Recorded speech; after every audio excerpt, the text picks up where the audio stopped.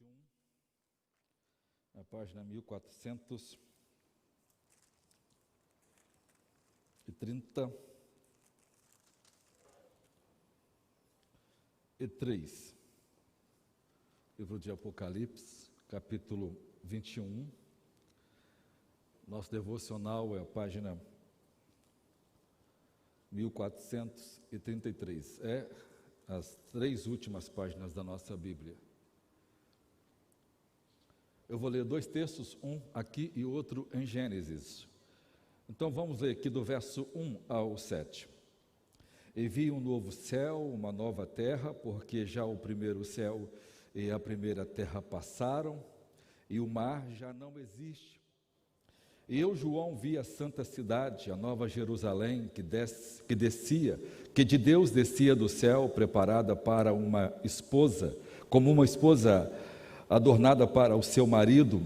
E ouvi uma grande voz do céu que dizia: Eis aqui o tabernáculo de Deus, está com os homens, pois com eles habitará, eles serão o seu povo, e o mesmo Deus estará com eles e será o seu Deus. E Deus limpará de seus olhos toda lágrima, e não haverá mais morte, nem pranto, nem clamor, nem dor, porque já as primeiras coisas são passadas. E o que estava sentado sobre o trono diz: Eis que faço novas todas as coisas. E disse-me: Escreve, porque estas palavras são verdadeiras e fiéis. E disse-me mais: Está cumprido, eu sou o Alfa e o Ômega, o princípio e o fim. E quem quer que tiver sede, de graça lhe darei da fonte da água da vida. Quem vencer herdará todas as coisas, eu serei seu Deus e ele será meu filho. Agora, Gênesis capítulo 2, é a página 20 do nosso devocional. Gênesis capítulo 2, é a página 20 do nosso devocional. Versículo 1 em diante. Assim, os céus e a terra e todo o seu exército foram acabados. Havendo Deus acabado o dia 7º, a obra que fizera, descansou no 7º dia de toda a sua obra que tinha feito. E abençoou Deus o dia 7º e o santificou, porque nele descansou dele de toda a sua obra que Deus criara e fizera. Estas são as origens do céu e da terra, quando foram criados, no dia em que o Senhor Deus fez a terra e os céus. E toda a planta do campo que havia, que ainda não estava na terra, e toda a erva do campo que ainda não brotava, porque ainda o Senhor não tinha feito chover sobre a terra, e não havia homem para lavrar a terra. Um vapor, porém, subia da terra e regava toda a face da terra. E formou o Senhor Deus o homem do pó da terra, e soprou em suas narinas o fôlego de vida, e o homem foi feito alma vivente. E plantou o Senhor Deus um jardim no Éden, do lado oriental, e pôs ali o homem que tinha formado. E o Senhor fez brotar da terra toda a árvore agradável à vista e boa para a comida, e a árvore da vida no meio do jardim, e a árvore do conhecimento do bem e do mal. E saía um rio do Éden para regar o jardim, e dali se dividia e se tornava em 4 braços. O nome do primeiro é Pison. Este é o que rodeia toda a terra de Avilá, onde há ouro. E o ouro dessa terra é bom. Ali há o bidélio e a pedra de sardônica. E o nome do segundo rio é Gion, ou Gion. Esse é o que rodeia toda a terra de Cush. E o nome do terceiro rio é Ediquel. Este é o que vai para o lado oriental da Síria. E o quarto rio é Eufrates. E tomou o Senhor Deus o homem e pôs no jardim do Éden para o lavrar e o guardar.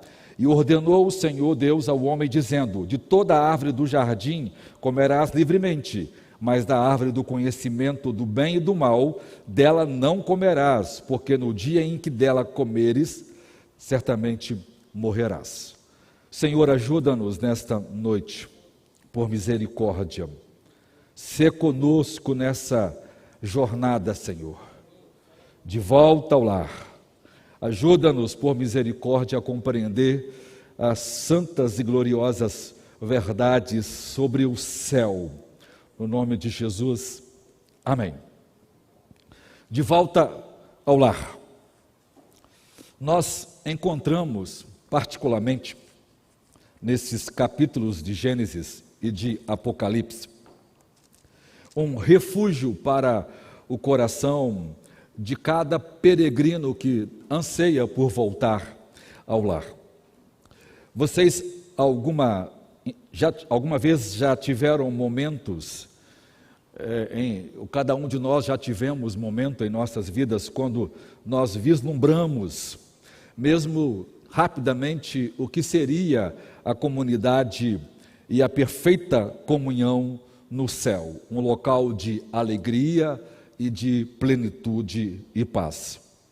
No Acampa Dentro de janeiro agora de 2020, quando eu vi as crianças brincando, gritando, sorrindo, pulando, extravasando de muita alegria e prazer, e as crianças foram unânimes a dizer a seus pais que aquele era o melhor dia da vida delas.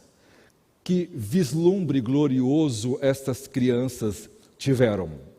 Quando a gente lê a profecia de Zacarias 8 sobre a Nova Jerusalém, na qual Zacarias prediz em que as ruas estarão cheias de sons de crianças brincando nelas.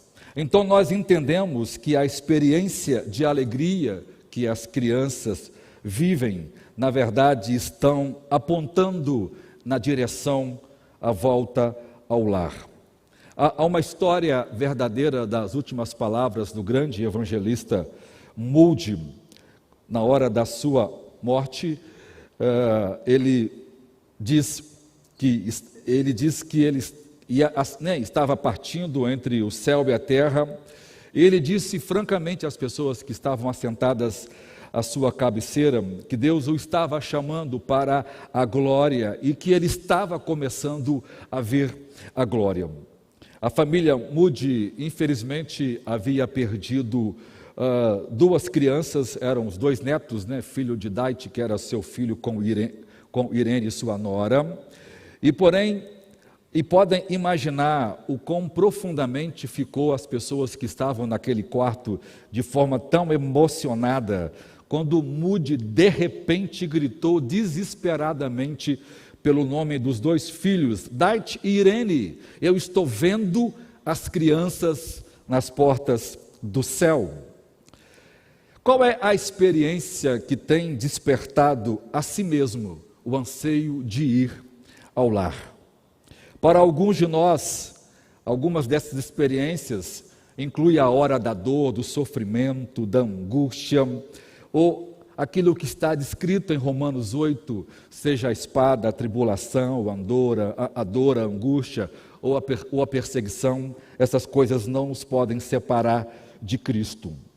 E aí também nós nos perguntamos, por que é que nós sofremos tanto em um período tão curto de tempo que a gente vive nesse mundo?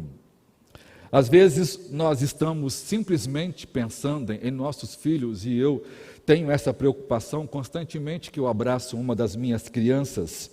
Tudo que eu quero ver é ver os meus filhos chegarem em segurança no lar eterno. De muitas formas, esse é o tema sobre o qual essa série de sermões expositivos, teológicos e lúdicos estarão centrados e aguardados com toda expectativas em nossos corações. O lar que Deus tem preparado para seu povo, o lar que às vezes nós vislumbramos em épocas alegres, o lar pelo qual às vezes ansiamos, no tempo de angústia e sofrimento, o local onde não haverá o ainda não, mas o agora. Moisés e São João descreveu exatamente como será esse tempo. João viu o novo céu e uma nova terra, e Moisés descreve como esse céu e essa terra foram criados. Meu propósito, irmãos, para o final da série dessas exposições, é que nós tenhamos um amor maior e anseio maior pelo lar celestial. é que nós tenhamos uma experiência renovada e uma certeza indubitável de que o céu é um lugar maravilhoso, preparado para os filhos de Deus. Eu estou tentando usar uma linguagem aqui no sermão, porque esse sermão depois vai ser colocado na linguagem das crianças, então os irmãos me perdoem alguns exemplos mais infantis, mas a ideia é depois atingir nossas crianças. Então, com essa verdade sendo aclarada em nossas mentes, que nós sejamos motivados como os apóstolos a pregar o Evangelho, a sofrer por amor do Evangelho até que Jesus retorne. Então vamos para o primeiro ponto aí, um lar perfeito.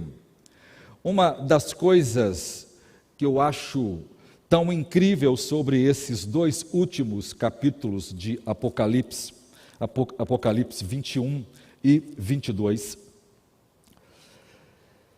é que ele mostra para a gente como a Escritura vem amarrando cada fio, cada ponta solta em toda ela, para que ela culmine com tudo amarrado.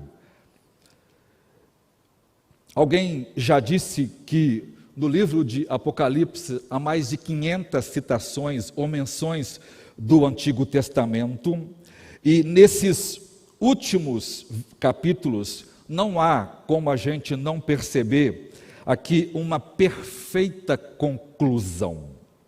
A aliança, a expiação, o templo, o reino, a salvação, o novo céu, a nova vida, o Pai, o Filho, o Espírito Santo e, é claro, Jesus Cristo com as suas atribuições proféticas sacerdotais estão incluídos nesse capítulo. Aqui o céu e a terra, pecado e salvação, a criação e a consumação, tudo está incluído nesses capítulos.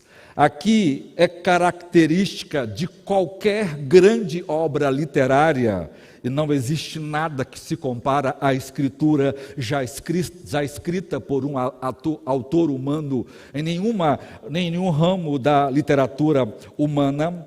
Aqui esse desfecho é perfeito. O texto de Apocalipse é a sensação do desfecho vitorioso da obra, onde todos os problemas são resolvidos, consumados, onde todos os enigmas são respondidos, onde todas as esperanças são alimentadas.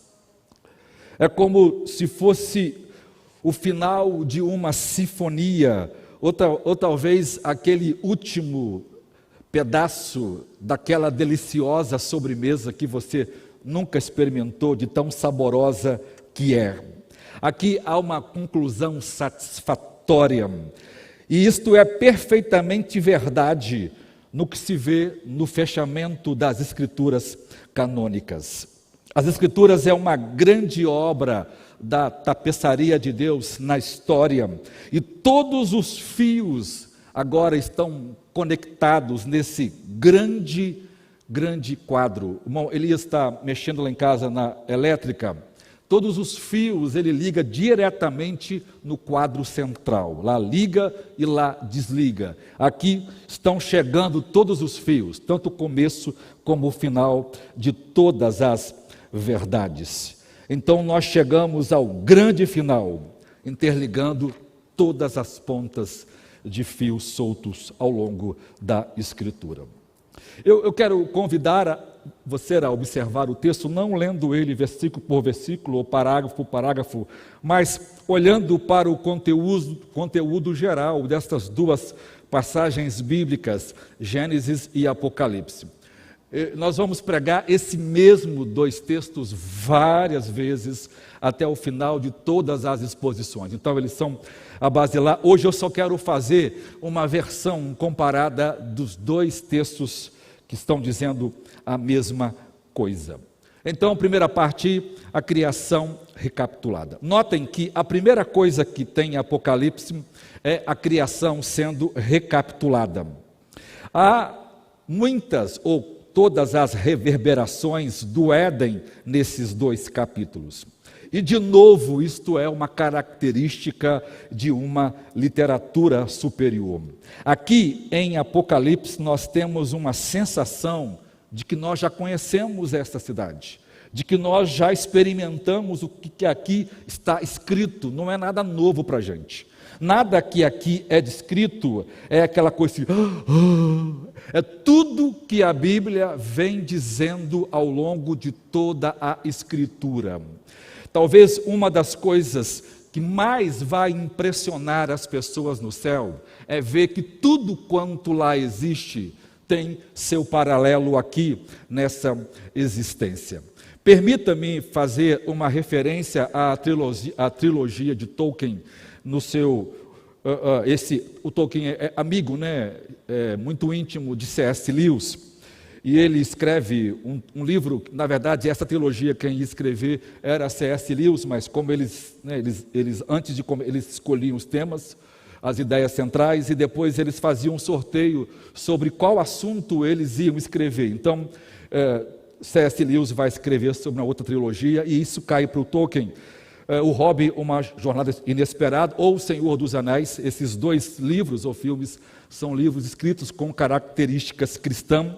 Então, Tolkien começa seus livros com um condado, onde os hobbits pequenos, criaturas frágeis, vivem felizes, completos, alegres, com festas, com banquetes, com harmonia, com alegria, se deliciando numa simplicidade, numa pureza, né? E eles vão ser facilmente enganados porque são muito simples. E então, de repente, eles saem do condado e experimentam uma jornada com toda espécie de aventuras, de situações desesperadoras, duendes, anões, masmorras e dragões, e ao final de tudo, o grande desejo deles é voltar ao lar. Assim também é na história das Escrituras, e foi exatamente isso que o autor do livro estava querendo demonstrar. Outro uso da literatura mais erudita, né? a chamada literatura eliotiana, é uma expressão inglesa, esse poeta é muito conhecido, e ele foi escrito para trazer esperança aos peregrinos ingleses que sobreviveram à Segunda Guerra Mundial e estavam na jornada da busca do novo mundo. Então eles estavam largando a Inglaterra, que estava destruída pela guerra, estavam à procura da nova Inglaterra ou do novo mundo, como assim foi chamado a América. E ele, para motivar essas pessoas a encontrar esperança em meio a tanta angústia, já que a maioria das pessoas que estavam saindo haviam perdido quase todos os seus entes queridos nessa guerra.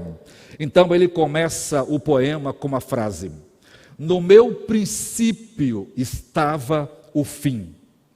E quando ele chega ao final do poema, ele diz: no meu fim estava o meu princípio. Todos os salvos têm essa sensação de que nós já percorremos parte do caminho, mas de que nós estamos retornando para o lar. Nós então sentimos uma sensação de harmonia quando nós pensamos que toda essa jornada, todas essas perdas que nós sofremos, ou mesmo a alegria que nós desfrutamos aqui, só tem um único objetivo: apontar para uma alegria e um prazer perfeito na eternidade.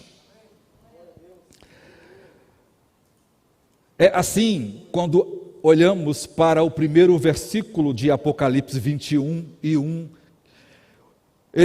e Gênesis 1 e 1. Veja o que João diz: e vi um novo céu e uma nova terra. E veja o que Moisés diz: no princípio criou Deus os céus e a terra. Esses 2 versículos, eles são inseparavelmente juntos, eles dizem a mesma coisa, eles se referem ao mesmo ato, eles estão se referindo a partes, a totalidade da verdade da palavra de Deus. uma parte que começa com a criação e uma outra que começa com a consumação, uma parte que começa com o início e outra com a recriação, o início da eternidade. No princípio, Deus criou o quê? Os céus e a terra. Aqui é o que as obras literárias costumam chamar de inclusio. Inclusio é uma obra literária que ela é como se estivesse dentro de um envelope ou entre colchetes. É quando o texto vem dito uma coisa, ele para de dizer aquilo, ele começa a dizer uma outra coisa que tem muito a ver e termina de dizer aquilo e volta para o outro assunto. Ou seja, Gênesis 1:1 começa, e esse inclusio, ou essa parte intermediária, que diz a mesma coisa, acaba em Apocalipse 21:1. Aqui está compreendida a grande obra da redenção.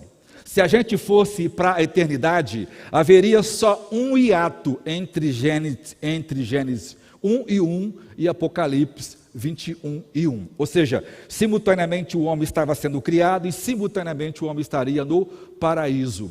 Se a gente tivesse tirado o pecado, se Gênesis 3 não existisse, então não existiria nenhum dos livros até Apocalipse 21.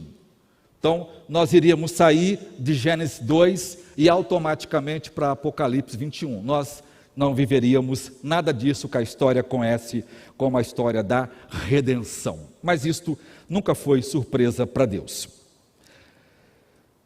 Então, vejam comigo, trata-se aqui então a história da grande redenção de Deus, começando e terminando com a criação dos céus, com a criação do paraíso ou a restauração do paraíso. Nos versículos 2 nós temos uma noiva e um noivo. Isso faz lembrar no jardim do Éden, onde nós temos Adão e a mulher, Eva, que foi oferecida a Adão, assim como a igreja foi oferecida a Jesus Cristo. Ou seja, aqui homens e mulher, o marido e mulher, e a primeira vez que isso é dito na Escritura, aparece, a primeira poesia da Bíblia foi cantada ou foi dita por Adão, né? Ossos dos meus ossos e carne da minha carne. Isso é uma expressão poética que aparece em Gênesis. Ou seja, de novo, existe noivo e noiva. Então, Gênesis 1 e 2 nós temos noivo e noiva, e em Apocalipse 21 e 22 nós temos noivo e noiva.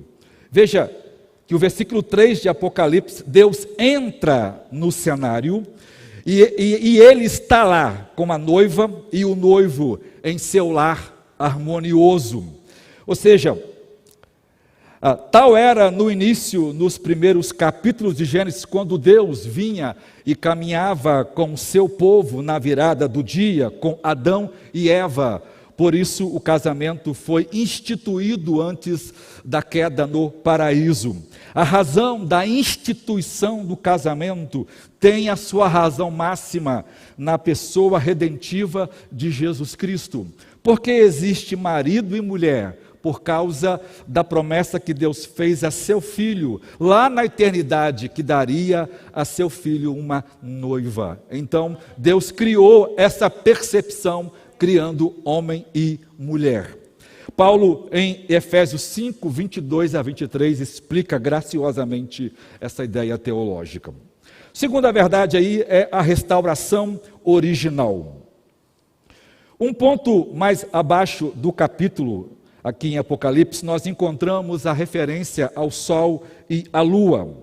E não que não haja sol ou não haja ou lua na nova criação, mas na gloriosa cidade de Deus, eles não terão uma utilidade final. A gente precisa ter muito cuidado, irmãos, quando a gente lê a Escritura, e a gente não lê a Escritura observando todo o contexto dela. Veja bem, a importância da lua e do sol tem pouco a ver só com a questão da iluminação. elas têm muito mais importância do que simplesmente dividir noite e dia, ou de marcar as estações, ou tornar possível a contagem de dias, meses, ano, hora, minutos e segundos. Veja, por exemplo, é por causa... A Terra não pode existir, o planeta Terra, a nova Terra não pode existir sem a Lua e sem o céu. Não há possibilidade alguma de haver vida na Terra sem a existência deles. A Lua é a causa dela, a causa da existência humana é a existência da Lua, devido ao movimento de rotação da Terra. O movimento orbital da Lua ao redor da Terra estabiliza o eixo orbital de rotação do planeta, mantendo a sua inclinação no grau certinho, que é 23 graus, em relação ao plano de sua órbita e sua inclinação responsável pela existência das estações do modo como nós conhecemos. Só um exemplo do que a Lua serve para a existência desse planeta, só para os irmãos terem uma ideia das milhares e outras funções que esses satélites, que aparentemente não têm nenhuma utilidade. Sem ela, a Terra giraria centenas de vezes mais rápido. Ou seja, um dia que teria 24 horas, teria apenas 8 horas. E a terra ficaria desestabilizada, como quando se joga um peão, que ele começa a rodar muito rápido, ele fica balançando como que querendo cair.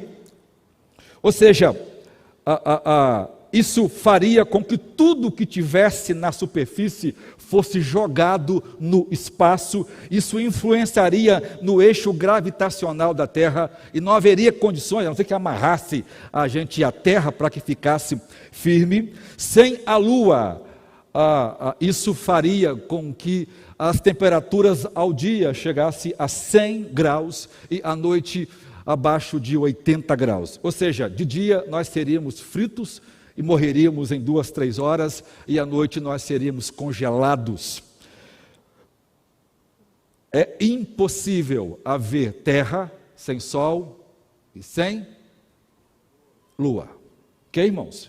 Então a gente precisa ler. Muitos intérpretes interpretam esse versículo errado exatamente por não fazer uma leitura exata das Escrituras e por não considerar aquilo que Deus já revelou por meio da criação, que são leis fixas que a ciência já descobriu e que é obra de Deus.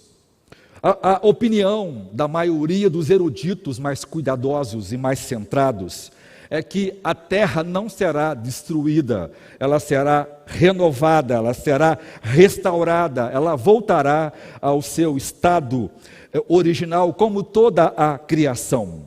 Isso a gente vai discutir com muito carinho, irmãos, ao longo dessas dezenas de sermões.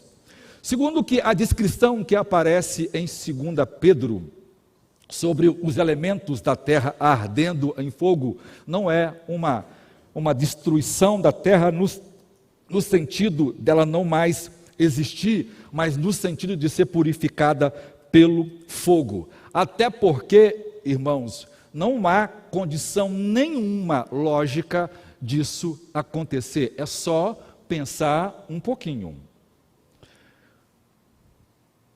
Não existia nada. Então, Deus cria do nada tudo. Agora, para Deus tornar a criar tudo novo, então não tem que existir nada.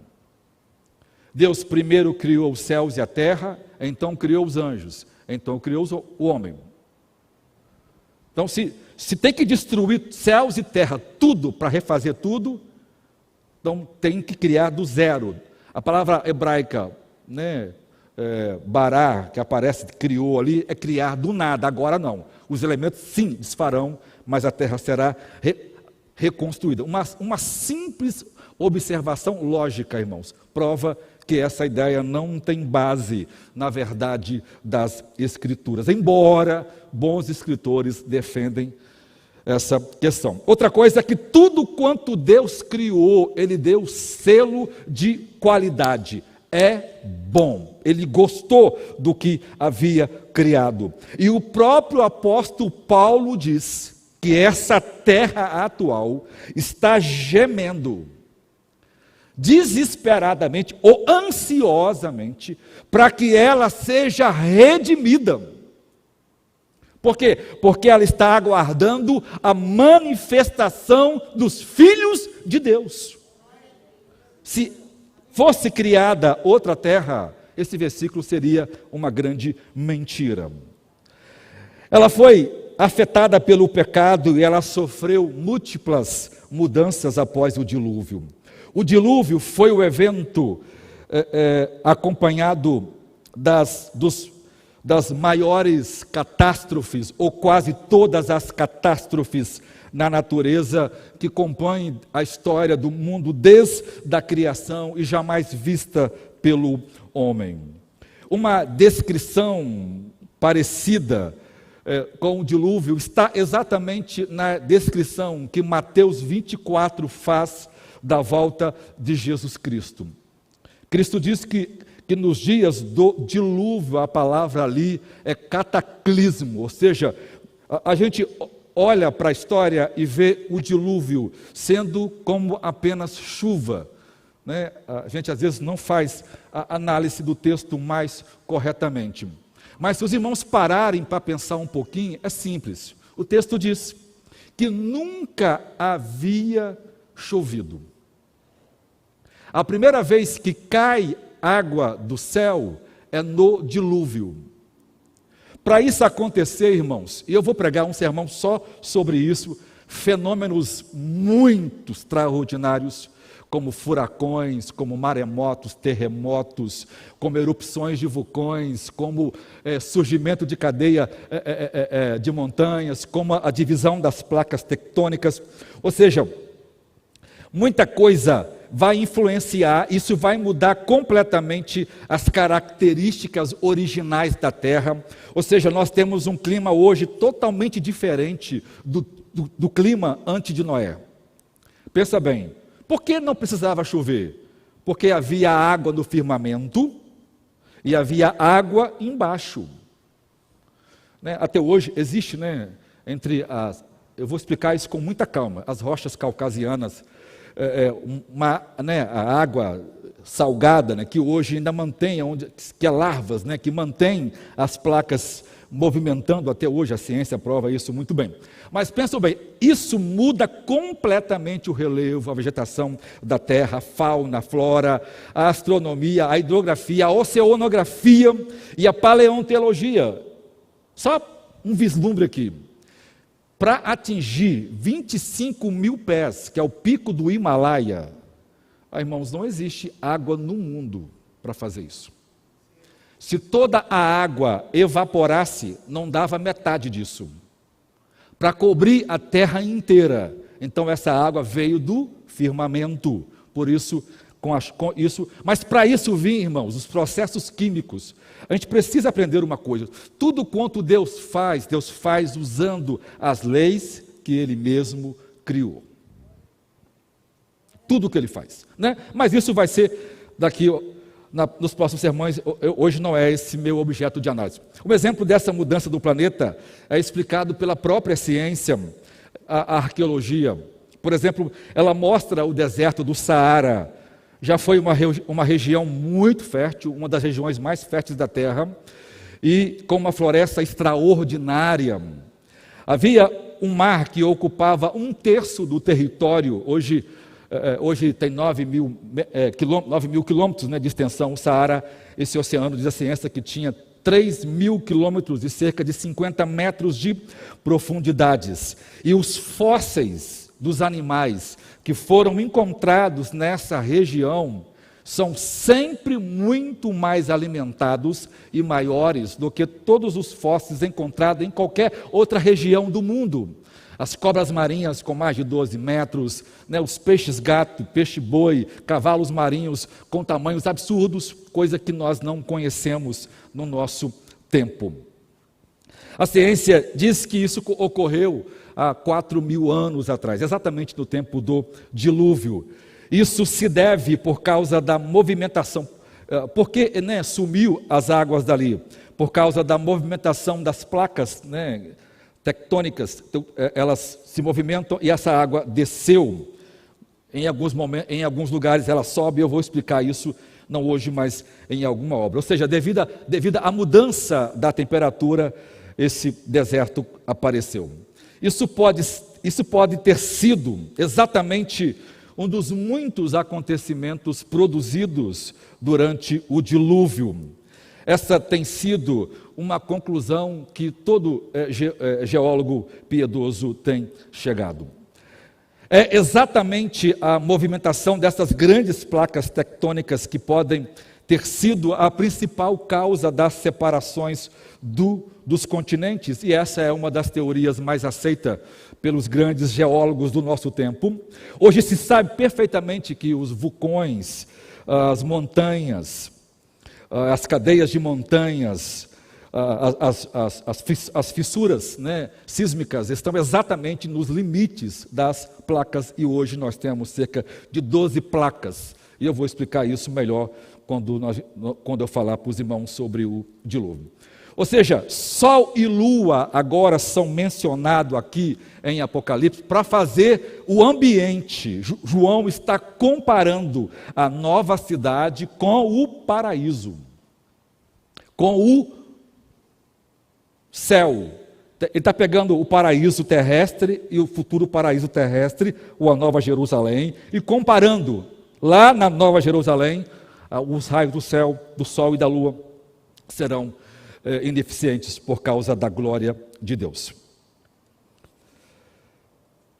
3. Retornando ao jardim. Quando chegamos ao capítulo 22, nós descobrimos que um rio atravessa a cidade, o rio da água da vida. Esse rio da Nova Jerusalém é descrito por vários profetas do Antigo Testamento, nos Salmos, em Ezequiel, Isaías e Zacarias. E havia um rio no Éden, lembra? Nós lemos aqui. Em Gênesis lemos sobre esse grande rio que fluía do Éden e irrigava o jardim, e dali se dividia em 4 braços. 2 desses rios secaram, enquanto os outros 2 permanecem, e nós vamos ver isso também nas próximas exposições. O que é que a gente vê além do rio, no centro dos novos céus e da nova terra, como também no antigo paraíso, no centro do paraíso, a árvore ou árvores da vida produzindo frutos. Aqui há uma associação da Nova Jerusalém com o paraíso, com o jardim criado por Deus. Deus plantou no meio do jardim a árvore da vida para abençoar a humanidade. E Apocalipse diz claramente, né, que as nações comerão do fruto da árvore da vida. E diz isso por diversas vezes. Por exemplo, quando ele escreve a carta à igreja, ele diz, né, aquele que vencer comerá do fruto da árvore da vida. Assim, à medida que nós lemos Apocalipse 21 e 2, e ao examinarmos os novos céus e a nova terra, nós temos que dizer que há alguma coisa muito similar, muito familiar nesses 2 lugares. E uma coisa melhor, todos nós sentimos que nós já estivemos ali. Essa é uma residência, né, com uma sensação de déjà vu. É uma palavra para expressar alguma experiência que a gente acha que já teve, ou a sensação de que a gente já esteve em certos lugares. Esta exatamente é a recapitulação da criação. Isso se alinha perfeitamente com o nosso caráter, com a nossa natureza de seres humanos e também com o caráter e a natureza de Deus. Nós temos isto dentro de cada um de nós, a sensação de que a gente precisa voltar para casa. E é por isso, irmãos, que a gente vive. Uma coisa que os irmãos vão ver ao longo desses sermões é que tudo que a gente vive, tudo que é verdadeiro e que faz parte dos princípios criados por Deus, norteia tudo quanto Deus é e tudo quanto Deus faz. Por exemplo, todo mundo volta para casa. Essa é uma sensação de voltar para casa que todo ser humano no planeta tem. Isso não existe à toa. Diz Paulo que Deus se mostrou, mesmo que tateando para os filósofos e teólogos gregos da antiguidade. E quando você lê a filosofia grega, ela tem tantas coisas que se parecem com o Evangelho, embora não tenha o entendimento. Permita-me citar aqui um outro filme. Irmãos, eu não quero que vocês ficam viciados, não é isso não. Mas porque eles são expressões que conseguem criar a imagem melhor para a gente. Por exemplo, um dos filmes do Homem-Aranha, De Volta ao Lar, ele volta daquela grande batalha contra o Thanos, contra as joias do universo que destrói tudo e depois eles conseguem recuperar tudo. Mas quando ele volta para casa, ele fica perdido. Ele perde o sentido. Porque não tem mais emoção, não presta para nada, ele não tem mais nada importante, ele está o tempo todo tentando fazer alguma coisa, ele não consegue fixar nos estudos, na família, nos amigos, porque o mundo dele parece que perdeu. Não é isso que acontece conosco. Nós sentimos saudade de um lugar onde é extremamente prazeroso. Estar lá é algo extremamente perfeito, glorioso, extraordinário. Não é um céu com uma sensação de que eu vou chegar lá, eu só vou cantar. Não, é um lugar de pleno prazer, de plena alegria, de comunhão eterna, um lugar visível, real, uma existência plena.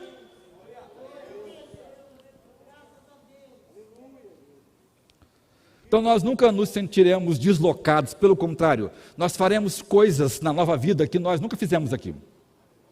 Muito mais empolgantes, muito mais interessantes, muito mais extraordinárias, muito mais plena, em um mundo perfeito, sem nenhuma influência do pecado. Nós vamos nos dar conta de que estamos nos lugares onde sempre nós desejamos estar. Nós iremos estar no lugar e satisfeito, e por isso a gente vai entender por que a gente não se satisfaz com nada. Lá não haverá falta de mais nada. Por isso há um anseio profundo no coração de cada homem, né? Vocês já sentiram aquela nostalgia de final de tarde, não tem? Aquele vazio, está tudo bem, tem dinheiro, está bem com a mulher, não é meu caso, né? Uma pessoa que está assim, né? Está muito bem, tem dinheiro, está tranquilo, mas ele olha para aquele Oriente bonito, para aquele Oriente, o sol caindo, aquela cor maravilhosa, ele sente um vazio, não sente? Exatamente a nossa alma desejando aquele tempo em que Deus tinha comunhão com o nosso primeiro pai, nosso primeiro ancestral Adão, mais Eva. Há uma música de um grupo americano, esse grupo já fez muito sucesso no passado, e em cada refrão, não é um grupo evangélico, é um grupo secular, mas em cada refrão, curiosamente, o grupo são 4 pessoas, eles cantam: temos de retornar ao jardim. A música é exatamente isso. Nada que faz satisfaz. O ouro não satisfaz, o sexo, as drogas não satisfaz. Eles dizem, a única coisa que satisfaz é retornar ao jardim. E quem canta não é gente que conhece o Evangelho. Um retorno ao lar, a este lar ancestral, o local onde começamos, um local de relacionamento entre homem e mulher, um local de comunhão com Deus, um local de luz e vida, de árvores e água da vida, o lar onde sempre nos sentiremos em casa. Isso está de acordo com a natureza do nosso próprio coração, como também com o caráter de Deus. Interessante, né? Deus sempre termina aonde Ele começa. E exatamente por isso que Ele é o alfa e Ele é o ômega. Ele é o princípio, Ele é o fim de todas as coisas. Qual outro Deus poderia executar um plano tão perfeito e levar a Escritura a tal conclusão, o plano da salvação até a culminação de todas as coisas, a não ser um Deus que esteve lá no início, como também estará no final. É porque Deus está lá desde o início é que nós encontramos o nosso fim em nosso começo e em nosso começo em nosso fim. Então, aqui a criação é recapitulada. E agora, o ponto 2, a criação do paraíso. Gênesis 1:1 trata do início do mundo material, que venha à existência mediante o poder de Deus. Deus criou simultaneamente, ao mesmo tempo, a matéria, o espaço e o tempo.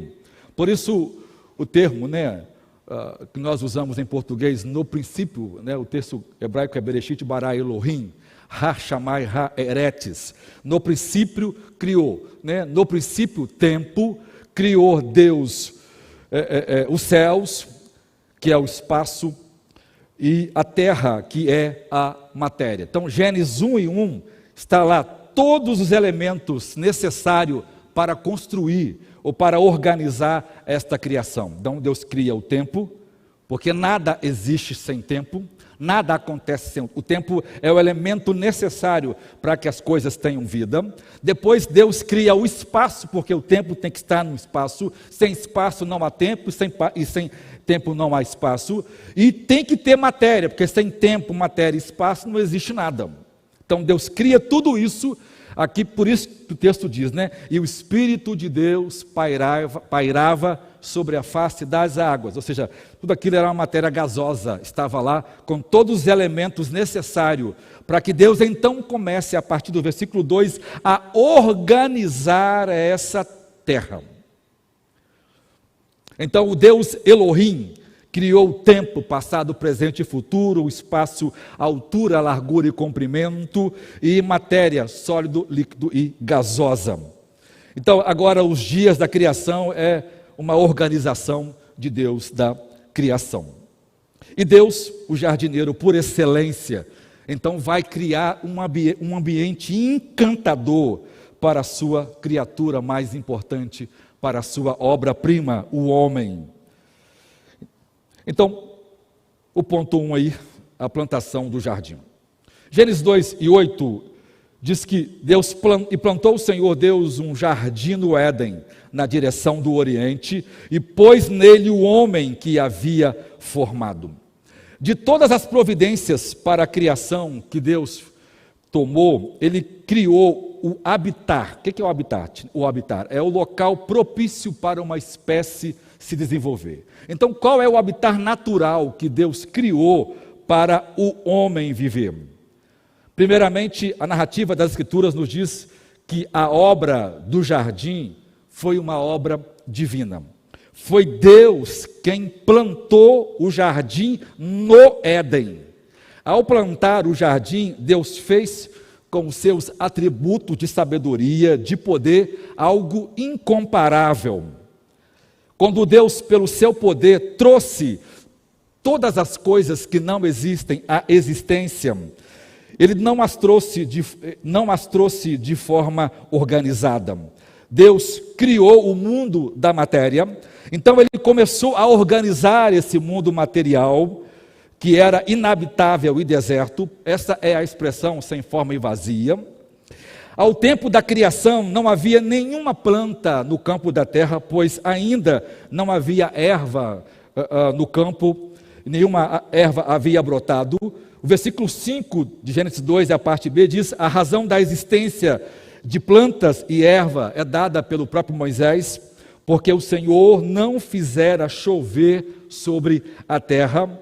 Uma das coisas mais fascinantes que a ciência estuda é a difusão das sementes. Nós sabemos de uma forma ou de outra, as sementes são dispersas pela face da terra pelo movimento do vento, ou elas são levadas pelos pássaros. As sementes, então, são espalhadas e elas vão germinar de forma bela e saudável. Então fazem as plantas crescerem quando são estimuladas ou vitalizadas pela água. Mas antes da ação providencial de Deus, embora isso já estava determinado, isso só funciona no dia sexto, quando Deus, então, cria o homem e faz nascer ou proporcionar uma neblina.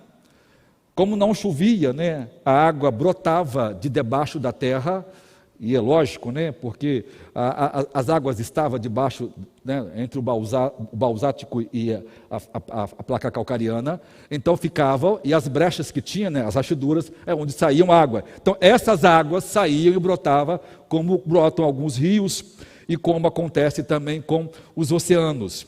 Então, vejam, isso subia, isso regava a superfície do solo. E pensa no tipo de solo desse. É algo... Não existe nada melhor, irmãos, de irrigação como isso. Por isso, o que se comia antes do dilúvio era algo extremamente, vamos dizer assim, de valor nutritivo. A gente não conhece isso por causa da terra estar recém-criada e dando o melhor dos seus frutos. Ou seja, sem a providência divina não haveria possibilidade de vida, nem mesmo na botânica. Antes dessa ação, não havia nenhum tipo de erva na terra. O modo natural das coisas acontecerem, e para que surgisse então a vida das plantas, dependeu primeiro da ação providencial de Deus. Então Deus preparou essa neblina para fazer crescer isso. Ou seja, a totalidade da terra estava sendo, não intermitentemente, mas constantemente irrigada pelas águas que brotavam da terra. Esse é um ambiente maravilhoso. Deus estava proporcionando uma terra maravilhosa para o desfruto do homem. Todavia, as ervas naturais que cresciam como a água procedente dos mananciais subterrâneos, eles não constituíam o jardim de Deus. O jardim foi criado depois, no sexto dia, como uma ação especial de Deus. As árvores do jardim foram plantadas por ele, eram árvores árvores frutíferas. E interessante, é Deus quem vai plantar esse jardim, preparar esse jardim, e o homem vai ser encaminhado para cultivar e cuidar do jardim. Ou seja, Deus prepara um local para esse homem viver.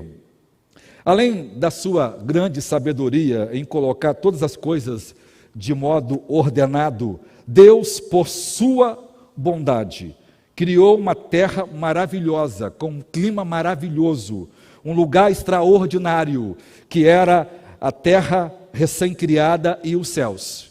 Além desse lugar maravilhoso, Deus cria uma outra coisa que excede a tudo isso, que é o jardim no Éden.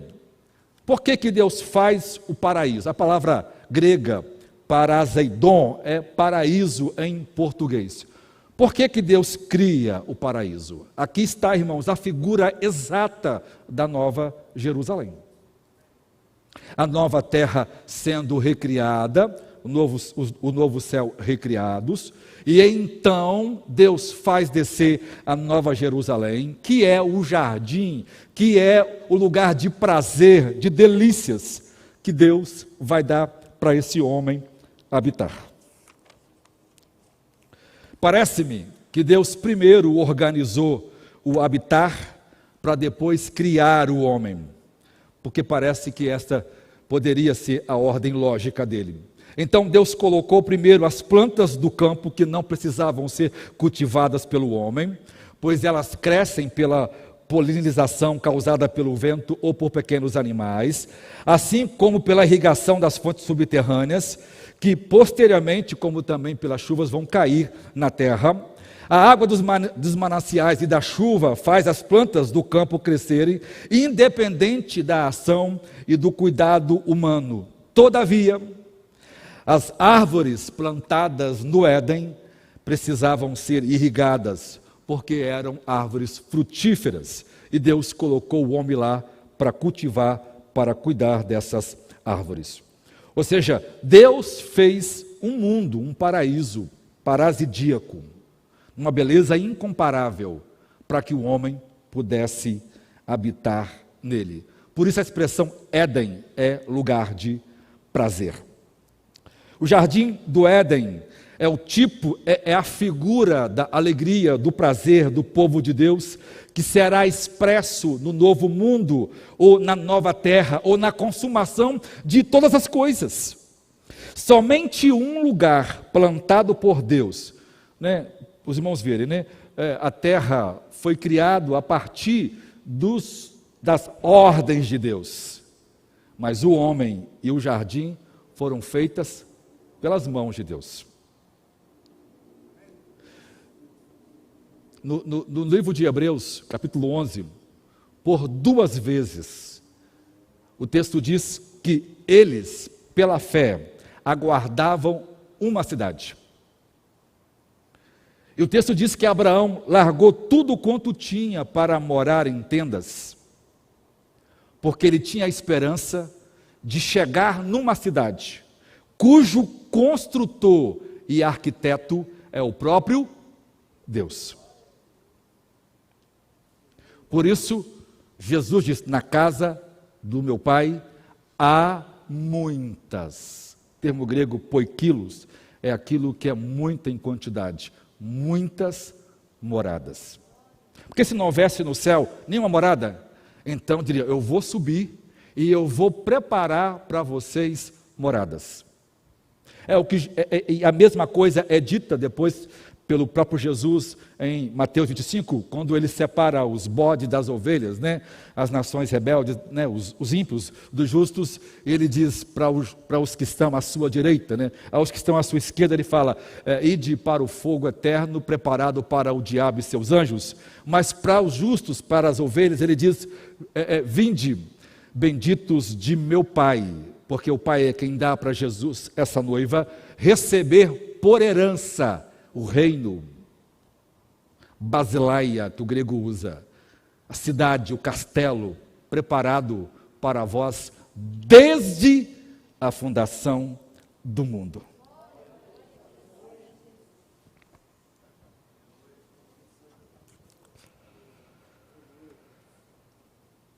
Nada mais pode gerar tanta satisfação no nosso coração do que saber que a eternidade é real, irmãos. Infelizmente, nós estamos vendendo uma ideia de um céu que não é verdadeiro. Um céu que não é real.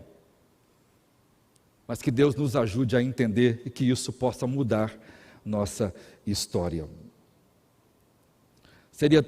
Não é maravilhoso estar num lugar tão maravilhoso e tão carinhoso, plantado por Deus?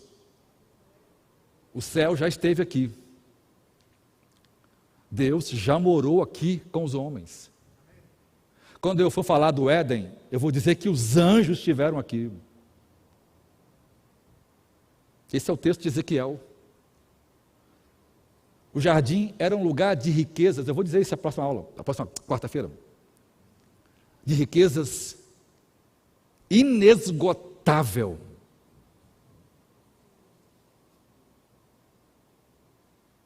Deus estava criando um lugar para que esse homem pudesse viver. Mas por que Deus criou e depois Ele mesmo destruiu tudo? Porque Deus queria mostrar para a gente o que a eternidade nos reserva.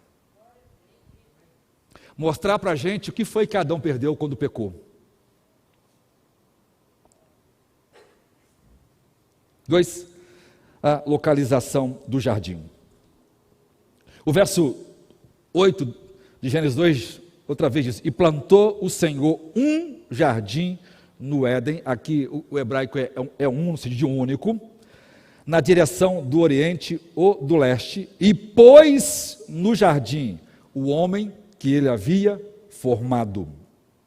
O texto das Escrituras é claro, diz que Deus plantou um jardim no Éden.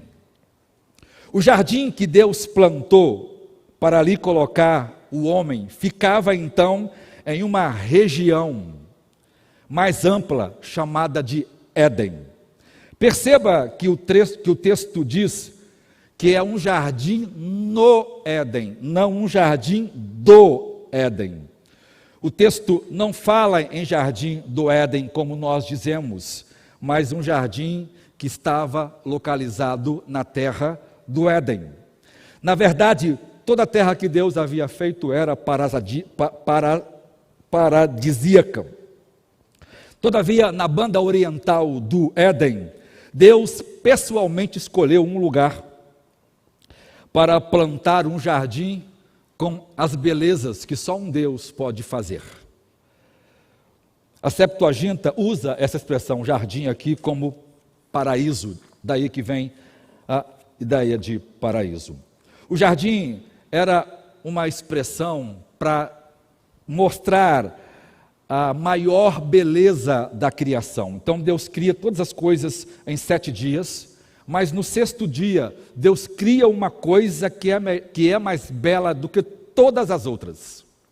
É uma coisa que é mais extraordinária do que toda a criação. O paraíso, aonde a sua criatura, que é a sua imagem e semelhança, está morar. Pensa bem, um pai em que o filho vai casar. Hoje, o trabalho é muito independente dos pais, mas antigamente os filhos trabalhavam para os pais e os filhos enriqueciam a própria família. Então, quando aquele filho ia se casar, então o pai dava para o filho uma casa maravilhosa, um pedaço de terra maravilhoso, dava vaca, dava, isso aqui você vai começar sua vida, mas dava para ele um lugar maravilhoso. Deus está aqui fazendo a mesma figura de Jesus e a igreja. Deus, de toda a criação, dá para Jesus a coisa mais preciosa da criação, que é os redimidos, que é a igreja, que é os eleitos, separados, os santificados pela fé, os crentes em Jesus. E Deus deu para... Então, o Pai dá para... Por isso que a Nova Jerusalém é chamada de noiva. Por quê? Porque não se separa casa de casamento. Por isso o nome é casa-mente. Casamento. Porque casa e casamento são coisas que não estão separadas. Quem casa, quer casa. Por isso é o lar. É o lar onde os remidos vão morar, a Nova Jerusalém. Esse jardim estava localizado em uma área de terra contínua, muitíssimo maior que o jardim, no caso era o Éden. Então, pensa comigo aqui, antes do dilúvio, irmãos, a ideia é que havia só um supercontinente.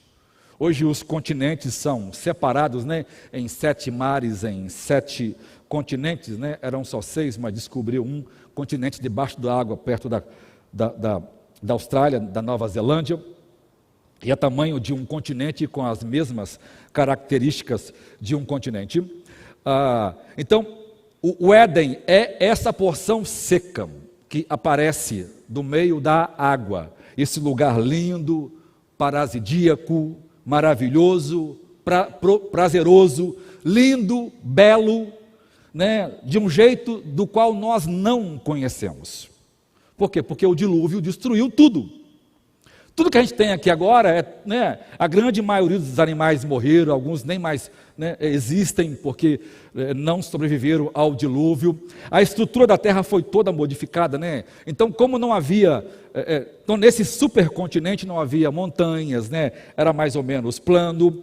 E aí, nesse lugar lindo, maravilhoso, Deus plantou o jardim.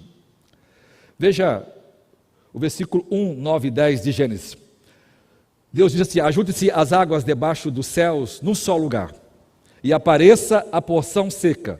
Ou seja, vejam que Deus criou água em um lugar só, e porção seca em um lugar só.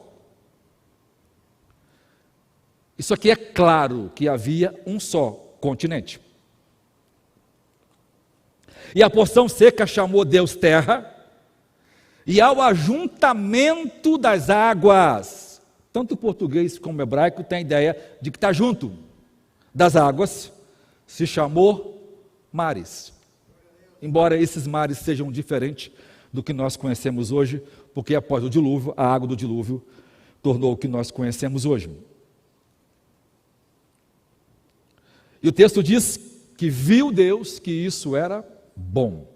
Ou seja, a grande porção seca de terra era cercada por um grande ajuntamento de águas em um só lugar.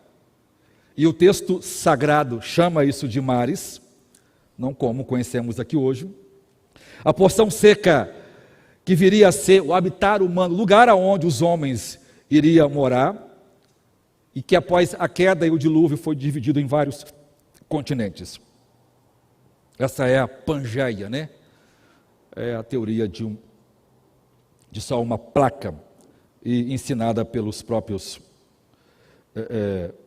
alguns geólogos, mas isso já era ensinado por Moisés muitos anos antes de sequer alguém fazer ideia de que havia uma única placa. É só pegar o mapa, os irmãos vão ver que os continentes encaixam perfeitamente, porque era só uma placa de terra. Ponto 3, então, a colocação do homem no jardim. É praticamente certo que Deus tenha feito o homem fora do jardim. Então, Adão não foi feito do pó da terra do jardim. Nós não sabemos quanto tempo o homem ficou fora do jardim depois que foi formado, mas ele deve ter visto Deus construir e plantar tudo aquilo e perceber que o jardim era algo incomparável. Era algo incomparável.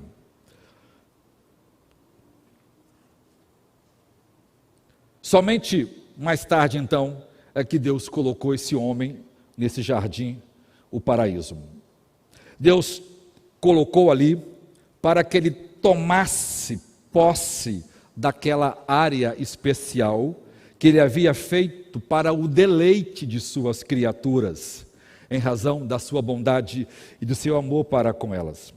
Deus não somente foi o criador do jardim e nem o criador do homem, mas também o plantador do jardim do Éden.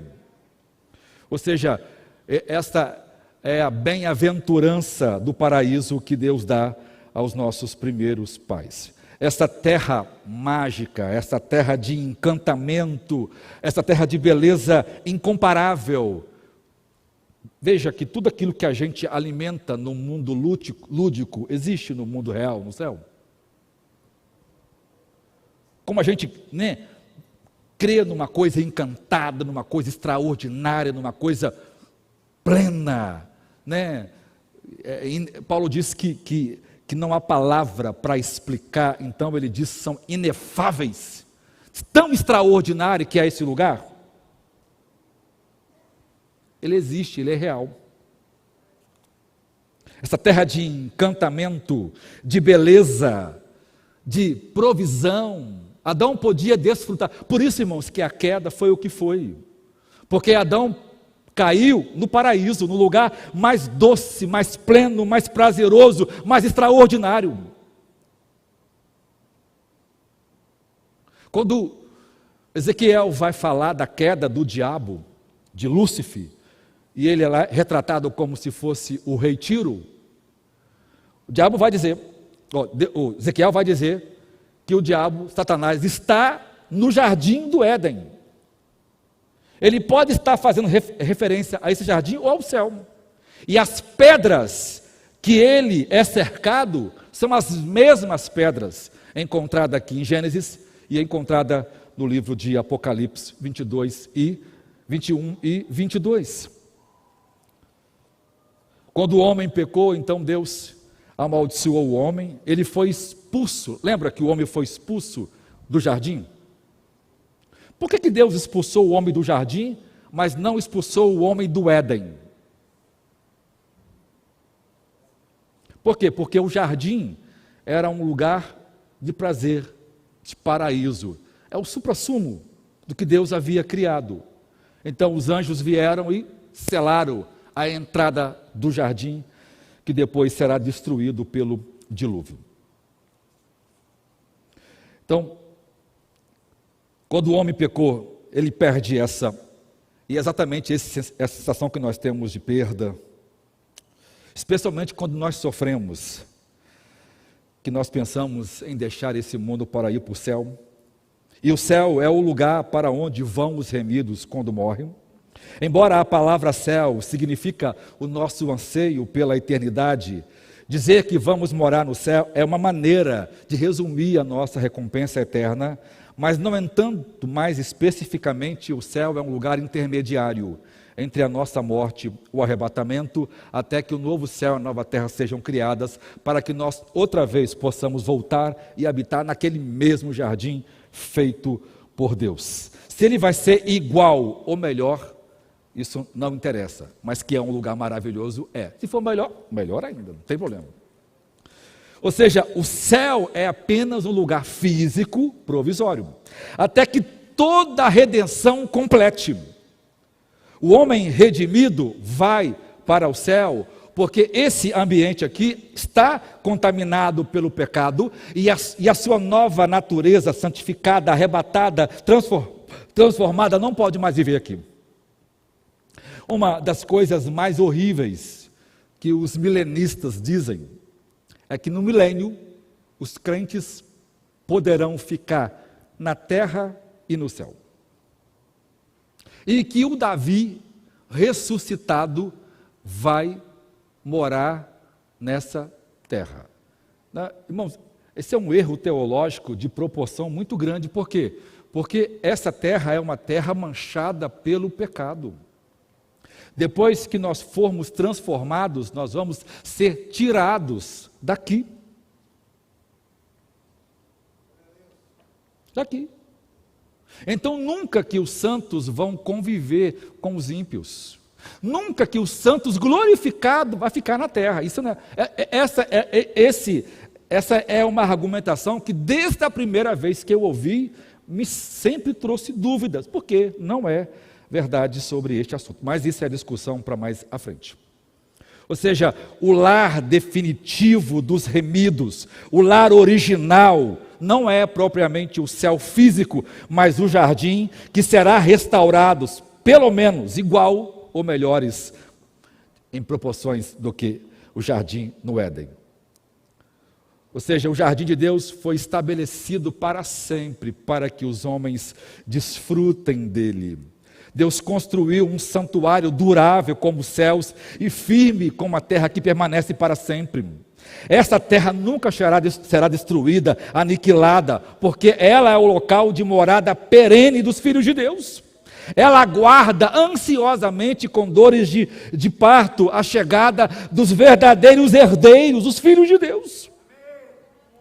No final do presente estado da história humana, Deus ateará fogo na terra, não para destruí-la, mas para purificá-la, renová-la, restaurá-la, para que ela possa se tornar aquele ambiente santo e glorioso para que os crentes possam morar. Nos desígnios de Deus, está claramente inclusa a ideia de terra, de ser o lugar definitivo para a habitação dos seus filhos. Esse lugar foi criado para que Jesus e a igreja vivessem juntos. Esse é o lugar original da habitação dos filhos de Deus. A terra nunca foi construída para ser um caos, como diz Isaías 45:18, porque assim o Senhor não criou os céus e nem formou a terra e nem a estabeleceu para que fosse um caos, mas que fosse habitada. Eu sou o Senhor e não há outro. Por isso o Salmo diz que a verdade de Deus é que os céus são os céus do Senhor, mas a terra Deus a deu aos filhos dos homens. Ou seja, essa é a promessa que vai se cumprir quando toda a redenção estiver concluída. Então, a terra se encherá do conhecimento do Senhor, como as águas cobrem o mar. Nesse tempo, o Senhor tragará a morte para sempre, enxugará dos nossos olhos todas as lágrimas e tirará toda a vergonha, todo o opróbrio do seu povo, como está em Isaías 25:8. A falsa noção de que Deus vai acabar com essa terra e vai criar outra totalmente diferente não tem base em lugar nenhum da Escritura e nem pode ser provado pela natureza da hermenêutica equacional da Bíblia. Ou seja, tudo que a Escritura fala não é mostrar a destruição, mas a sua restauração. Deus então está trazendo novamente o homem ao seu habitat original. Por isso, estaremos de volta ao lar, preparado para aqueles que amam Jesus Cristo.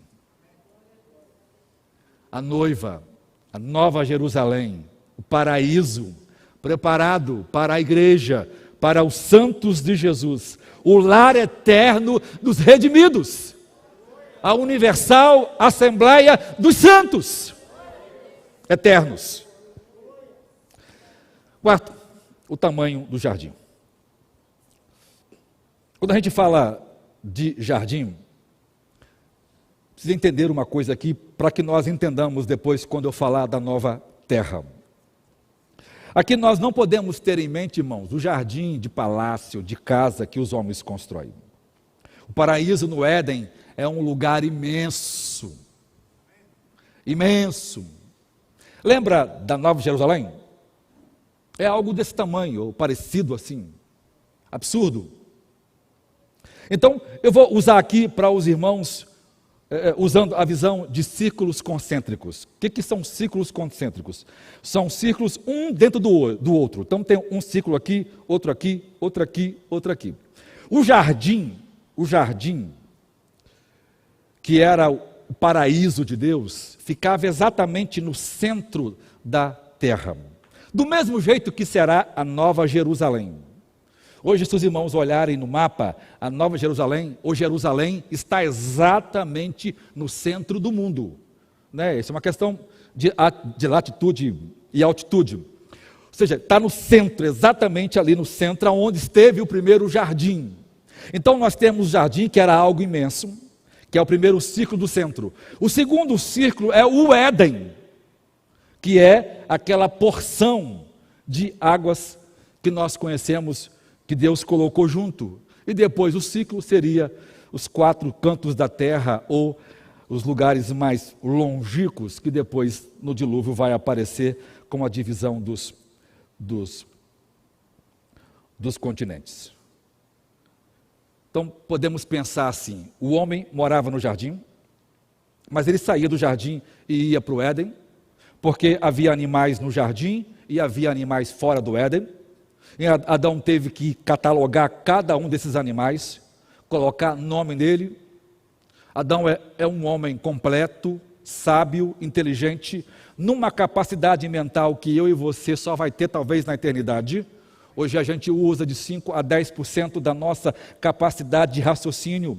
Adão, depois eu vou dizer por que os homens, né, do tempo pré-ludiviano é muito, infinitamente mais inteligente do que os homens modernos. Embora a gente cresça em questão de tecnologia e conhecimento, mas não com a sabedoria que eles tinham. Ou seja, esse Adão mora nesse lugar, então ele sai, mas Eva vai lá, mas depois volta, porque este é seu lar, e os animais estavam espalhados em todos os cantos dessa grande terra que Deus havia criado. Veja, a gente tem uma ideia, né, de um céu sem trabalho. Adão é santo, Adão é um protótipo daquilo que nós seremos, mas ele trabalha. Ele não está lá sentado, dormindo debaixo de uma árvore, comendo dos frutos mais deliciosos, extasiado com aquela beleza, perdendo tempo, batendo papo com o anjo, embora ele talvez tenha feito isso muitas vezes. Embora com Deus estava todos os dias, mas ele era um homem de muito trabalho. Uma das coisas que as pessoas não conseguem entender, a vida eterna não é uma coisa mística, não é um Shangri-La, não é o paraíso dos muçulmanos, de Alá, com mulheres, com prazeres, com delícias. Nós teremos o prazer, irmãos, de começar uma nova civilização, com os remidos, com os escolhidos de Deus, para habitarmos no mundo real. Quando eu pregar sobre o nosso corpo, nós vamos entender isso muito tranquilamente. Em último lugar, a realidade do jardim do Éden. O jardim não era uma ilha deserta, não era uma localidade fictícia,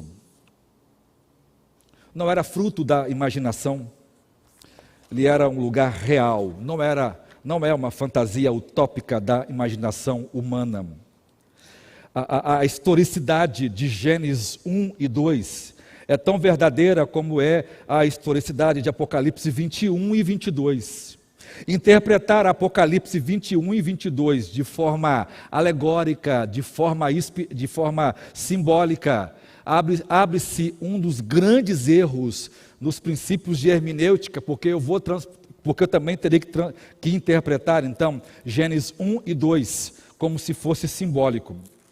E é exatamente isso que os liberais, que os ateus, não, a história de Adão e Eva é simbólica, é o paraíso simbólico, igualzinho é o paraíso simbólico da nova terra. Então, a verdade que vale para um, vale para outro. O conceito que vale aqui, vale cá.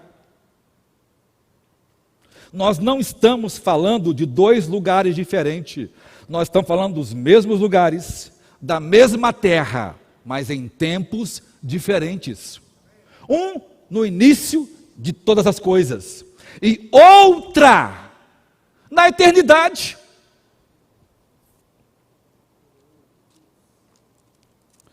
Então esse jardim possuía uma localização geográfica, ainda mesmo que após o dilúvio nós não possamos saber exatamente aonde estava essa localização, embora nós saibamos que ficava perto do rio Tigre e o rio Eufrates, que até hoje existe no Oriente Médio.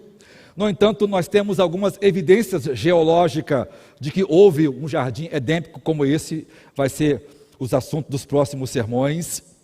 Na mente de Moisés, o autor de Gênesis, o jardim era uma realidade. O Adão e a Eva eram homens reais. Deus criou o universo pelo poder da sua palavra, mas esse jardim não. ele tomou o cuidado dele mesmo fazer. Ele mesmo plantou um jardim inigualável e ali colocou a coroa da sua criação, os homens. Nada faltava naquele jardim. Deus proporcionou todos os prazeres, de todos os níveis para esse homem. Mas depois da queda, a manifestação consequente da sua ira. E depois Deus se volta da sua ira e promete que esse paraíso será reconquistado por meio de Jesus Cristo, o segundo Adão, a nova terra. Ou seja, a criação do jardim é a expressão da bondade de Deus. A recriação do jardim foi pago o preço de sangue. E é bem provável que o segundo jardim seja ainda muito mais maravilhoso, porque o segundo Adão é ainda muito mais excelente do que o primeiro Adão. O segundo Adão é muito mais amado do que o primeiro Adão. Porque ao primeiro Adão, Deus deu aquela terra, mas ao segundo Adão, Deus deu todas as coisas. Se Deus prometeu dar uma cidade, escute-me, irmãos, vou repetir mais uma vez, tudo que a gente vê na Bíblia, a gente precisa abrir os olhos, né? Foi assim na primeira vinda, será assim na segunda vinda, será assim na eternidade. Lembra que os reis tinham o costume de dar cidades para seus filhos? Lembra? Deus, Supremo Rei do Universo, dará uma cidade a seu filho. Agora pensa, o filho amado, para quem tudo foi criado. Paulo diz que no final de todas as coisas, o próprio filho entregará o poder ao Pai. Por quê? Porque tudo foi dado para Jesus Cristo. Por isso, se a Bíblia fosse escrever o que céu é, nós teríamos um livro aqui, não sei de quantos volumes, mas glória a Deus, que tudo quanto há na Escritura aponta para uma única pessoa, para Jesus Cristo. E Ele é o herdeiro de todas as coisas, e nós somos co-herdeiros com Ele.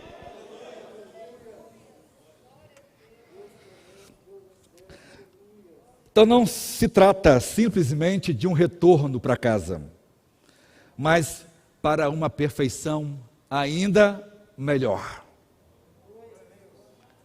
A Nova Jerusalém é muito melhor. Uma era um jardim.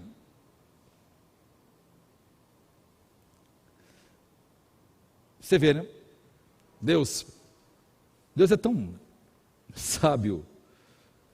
Você já imaginou se a gente lesse em Gênesis 1? Você já imaginou a dificuldade que os apóstolos teriam para dizer que o paraíso era um edifício com 2,5 quilômetros de altura? Então o homem evolui no quesito de descobrir. Tudo que o homem faz hoje, irmão, o homem não inventou a engenharia. Montes, o homem não inventou os cálculos matemáticos, não é isso? Eles já existem. O homem descobriu. A química, o homem não inventou. 2 moléculas de hidrogênio e uma de oxigênio, é isso mesmo? H2O? É isso mesmo ou eu errei? H2O. 2 hidrogênio e 1 oxigênio. É água. O homem só descobriu. Então, a engenharia, irmãos, é só uma descoberta. A ciência é só uma descoberta. O homem descobriu que a Lua é importante, que ela é o satélite que equilibra a Terra. Que sem a Lua, a Terra, né? Por quê? Porque isso já está criado. São leis da natureza que Deus estabeleceu para isso. Então Deus espera esse homem aprender isso. E hoje, Ele vai nos dar uma cidade. E esta cidade tem uma estrutura toda de ouro. João, olha só, João disse uma coisa, irmãos, que no seu tempo era algo extremamente impossível. Ele disse que toda a cidade era parecida com espelho de ouro transparente. Hoje, vários lugares de gente rica têm espelho de ouro, tem vidro feito de ouro. Já imaginou um negócio desse? Cada vez que as coisas crescem, vai mostrando para a gente, apontando para algo maior. Repetido aqui, irmão, vou dizer para os irmãos várias vezes. Está sendo construído agora na Arábia um edifício que tem 1 quilômetro e 100 metros. A Nova Jerusalém terão 2,5 quilômetros praticamente. Ou seja, tudo aponta para algo melhor, algo mais perfeito, algo mais completo. Deus está mostrando para seus filhos que a sua redenção está próxima. Esse conhecimento humano, irmãos, é só um pingo, é só um cisco diante do grande conhecimento de Deus. Por isso que Paulo diz que nada se pode comparar com a glória que há de ser nos revelada. Paulo disse que se o nosso tabernáculo se desfizer aqui, nós temos uma mansão feita por Deus do céu, que nunca envelhece, que nunca morre.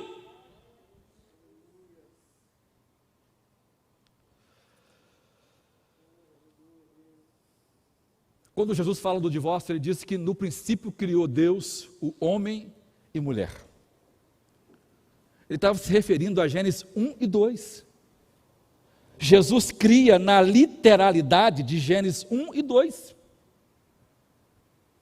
Então, como a gente não pode crer também em Apocalipse 21 e 22? Agora, quero concluir esse sermão.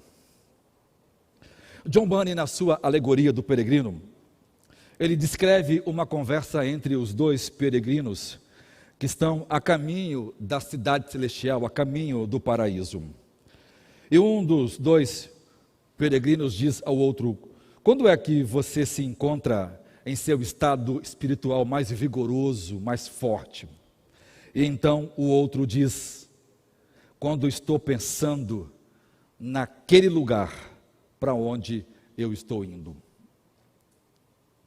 Infelizmente, eu suponho que grande parte dos cristãos perderam essa essência de que quando nós estamos pensando no céu, para onde nós estamos indo, isso nos motiva a sermos uma pessoa diferente.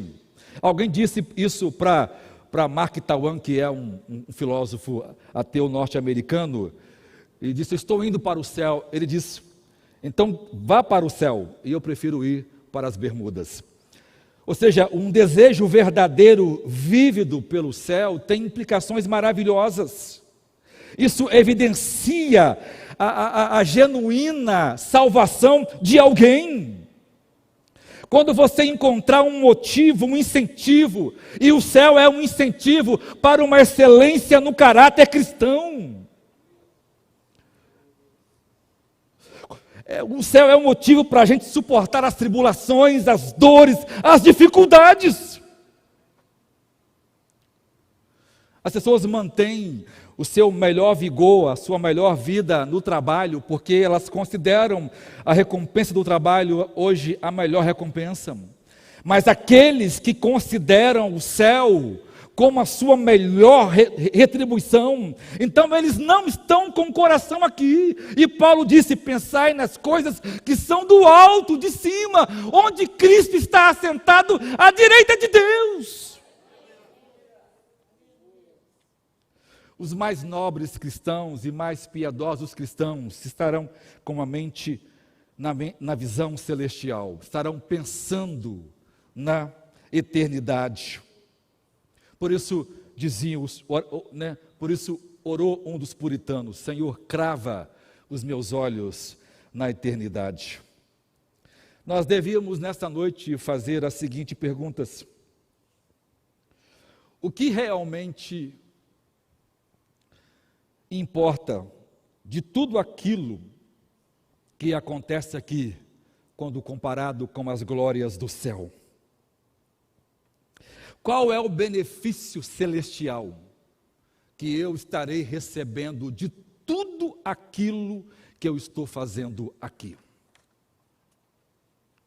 Qual será o benefício celestial de todo o meu investimento, de onde eu gasto o meu tempo, meu dinheiro, minha atenção, meus valores?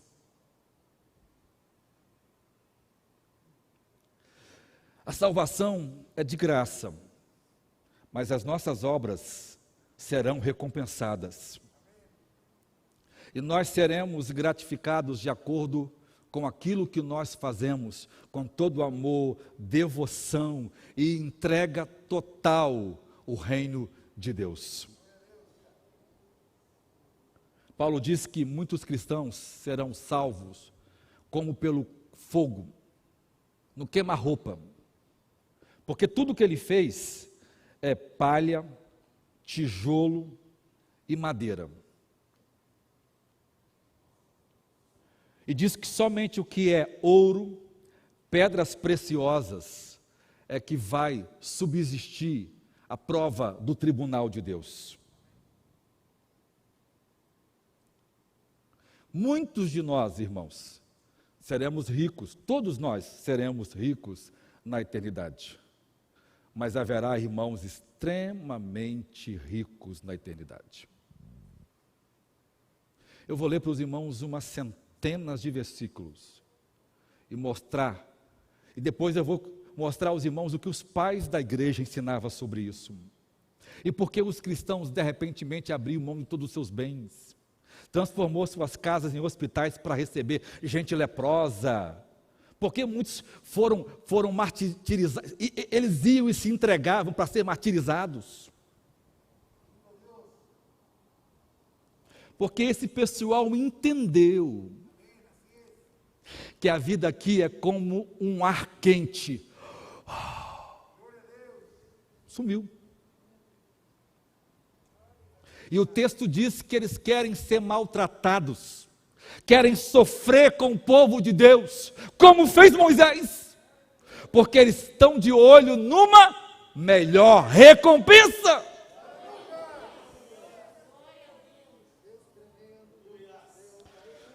Senhor, ajuda-nos nesta noite, para que nós coloquemos os nossos olhos em Jesus. Ele estará conosco, e o céu só é céu, porque Ele estará lá.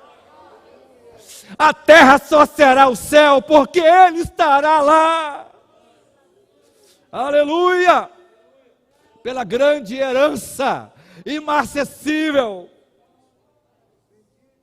incorruptível, imensurável, preparada para cada um de nós, na vida eterna, nos céus. Aleluia!